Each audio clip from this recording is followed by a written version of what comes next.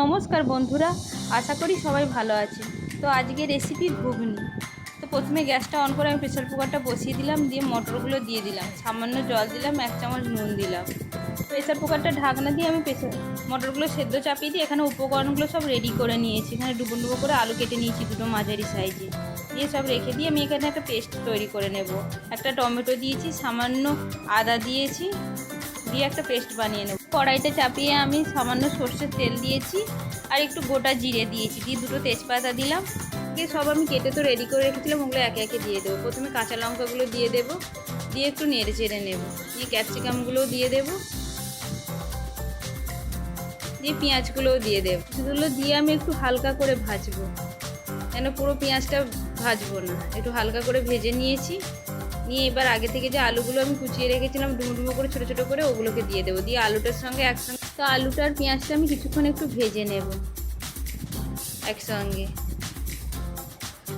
আগে থেকে যে আমি পেস্টটা তৈরি করে রেখেছিলাম আদা আর টমেটো দিয়ে, ওটা দিয়ে দেবো, দিয়ে ওটা দিয়ে কিছুক্ষণ একটু নেড়ে চেড়ে নেব। দিয়ে এবার একে একে আমি গুঁড়ো মশলাগুলো দিয়ে দেবো। প্রথমে হলুদ গুঁড়ো দিলাম 1 চামচ, চামচ জিরে গুঁড়ো দিলাম, 1 চামচ কাশ্মীরি মির্চা দিলাম, সামান্য নুন দিলাম পরিমাণ মতো, যেহেতু আমি মটরটা সেদ্ধ করার সময় নুন দিয়েছিলাম। নিয়ে বেশ কিছুটা সময় মশলাটাকে একটু কষে নিলাম সব কিছু দিয়ে।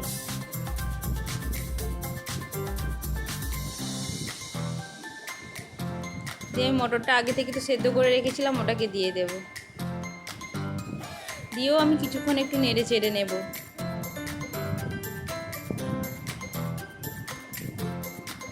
সামান্য চিনি দিলাম।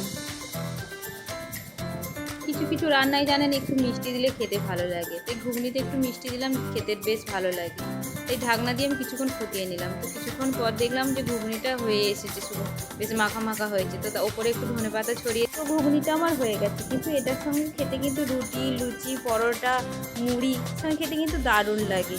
যদি ঘুগনি রেসিপিটা ভালো লেগে থাকে তাহলে একটা কমেন্ট করবেন। বন্ধুরা, পুরো ভিডিও দেখার অনুরোধ রইল। প্লিজ চ্যানেলটাকে সাবস্ক্রাইব করে দেবেন।